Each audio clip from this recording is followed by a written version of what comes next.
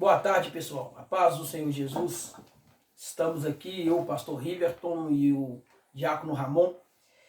E nessa tarde eu quero deixar uma palavra para o coração de todos os irmãos neste momento.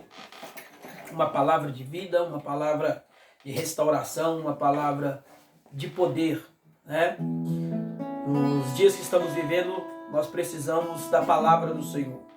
Pois a Bíblia diz, Isaías 55:11, que a palavra de Deus, ela não voltará para ele vazia, antes cumprirá o desejo a qual ele designou, cumprirá aquilo que lhe apraz.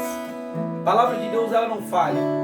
A palavra de Deus, ela é a verdade, né? Então eu quero deixar para a meditação dos irmãos o livro de Atos dos Apóstolos, capítulo o número 17. E o versículo é o número 22, a qual o apóstolo Paulo diz assim, na Cartas de Atos dos Apóstolos. Então Paulo, levantando-se no meio do Areópago, disse, senhores atenienses, e tudo vos vejo acentuadamente religiosos, porque passando e observando os objetos do vosso culto, encontrei também um altar no qual está escrito, ao Deus desconhecido. Pois é esse que adorais, sem conhecer, e precisamente aquele que eu vos anuncio. Irmãos, esta palavra, quando Paulo ele chega na cidade de Atenas, uma cidade muito rica, um porto turístico muito belo, e Paulo, ele pregando em Atenas, ele observa que o povo era religioso, o povo cultuava vários deuses, e na cidade de Atenas tinha vários santuários de cultos a qual o povo iam adorar. Paulo, como ele era um apóstolo, um evangelista muito agraciado por Deus, cheio do Espírito Santo, Paulo observa que tem um altar que não tinha uma imagem de ninguém, mas estava escrito, altar ao Deus desconhecido.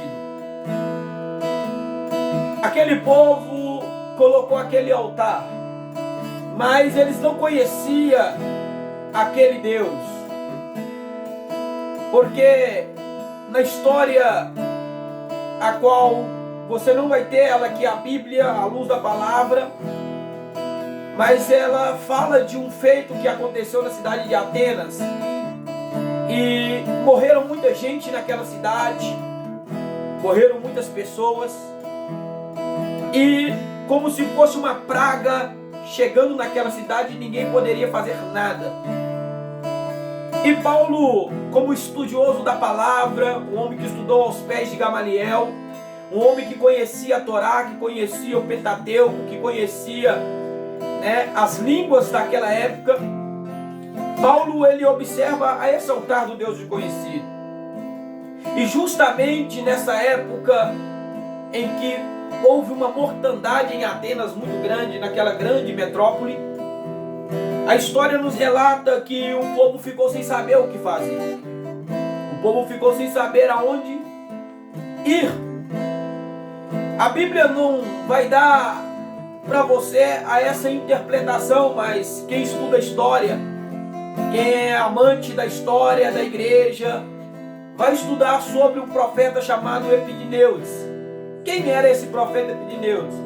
Era um profeta que não vivia no meio da sociedade, era um profeta que vivia longe, era um profeta que vivia em uma ilha desértica. Mas ele era cheio do Espírito Santo. E o povo fica sabendo que existia um profeta, mas ele não morava na cidade de Atenas. E como eles não sabiam o que estava acontecendo, porque muita gente estava morrendo, então eles foram atrás desse profeta, pegaram embarcações, atravessaram o oceano até chegar onde estava Epidineus. E perguntaram a Epidineus se ele tinha alguma coisa que pudesse parar aquilo que acontecia na cidade de Atenas. E Epidineus, ele ora a Deus, diz a história, e vai para Atenas. Chegando em Atenas, ele vai orar a Deus, para que Deus repreende aquela praga que estava ali naquela cidade de Atenas. E automaticamente, depois que ele orou, que ele se consagrou, que ele apresentou a Deus, a praga cessou, pessoas deixou de morrer e Deus manifestou o seu poder. Nesse período é que eles colocam um altar ao Deus desconhecido, que parou a mortandade naquela cidade. O apóstolo Paulo, ele escreve aos Coríntios e ele vai dizer: ó morte, onde está o seu aguilhão? Ó morte, onde está a sua força? Porque a morte foi tragada pelo Senhor e nos deu a vitória. O que eu quero dizer para você aqui nesta tarde, meu irmão? Em meio a esses problemas e esse caos que estamos vivendo no mundo inteiro, sabemos que tem pessoas que brincaram com Deus. Porta dos Fundos publicou um filme colocando que Jesus era gay. O carnaval deste ano, eles apresentaram a Jesus como um Jesus gay.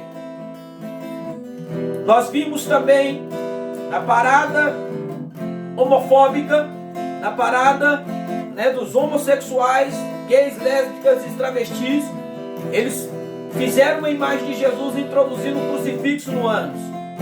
A ira de Deus vai se acendendo contra o país, contra o mundo. E nós, às vezes, achamos que está tudo normal. Jesus disse que essas coisas iriam acontecer em Mateus 24, mas não era o fim, era o princípio das dores. O apóstolo Paulo, na cidade de Atenas, quando ele chega, ele observa que tem um altar ao Deus desconhecido. Por que não vou dizer que tem muitos cristãos que dizem que servem a Deus, mas não conhecem o Deus que eles servem? Porque tem muitos cristãos que dizem que Deus cura, que Deus liberta, que Deus faz, mas na hora de pegar com Deus, eles apelam para outras coisas, menos para Deus. O que eu quero dizer para você, da mesma forma que Deus visitou a cidade de Atenas, Ele pode visitar a sua casa, a sua família, Ele pode visitar o seu lar. Eu quero deixar essa palavra para você. Se você encontra um altar ao Deus desconhecido, como Paulo encontrou, e ele vai dizer, no versículo 23, ele vai dizer: esse é o Deus que eu tenho pregado, o Deus que vós não conheceis, mas é o Deus que criou o céu e que criou a terra. A Bíblia vai nos relatar em João capítulo 1:1, porque no princípio ele era o Verbo, e o Verbo estava com Deus, e o Verbo era Deus, e ele se fez carne e habitou entre nós. Quem é este homem que habitou entre nós? Jesus Cristo. Ele vai dizer no versículo 12, de João capítulo 1 e versículo 12, ele vai dizer: porque eu vim para os que eram meus, mas os meus não me receberam.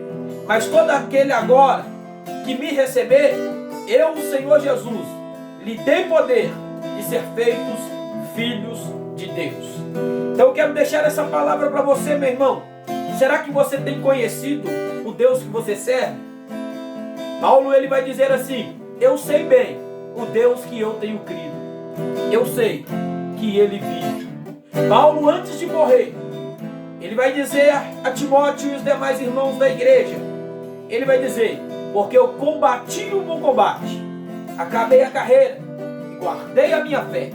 O que me resta agora é a coroa da justiça, que para mim já está preparada. Mas Paulo não é orgulhoso, e ele não quer somente a sua salvação. No versículo ele vai dizer ainda: não só para mim, mas para todo aquele que amar a vinda do Senhor. Se você ama a vinda do Senhor, se você ama os projetos e aquilo que Deus tem para a tua vida, meu irmão, o morrer para você é lucro e o viver para você vai ser Cristo. Que Deus vos abençoe. Fique com esta palavra em nome de Jesus. Amém e amém. Aleluia.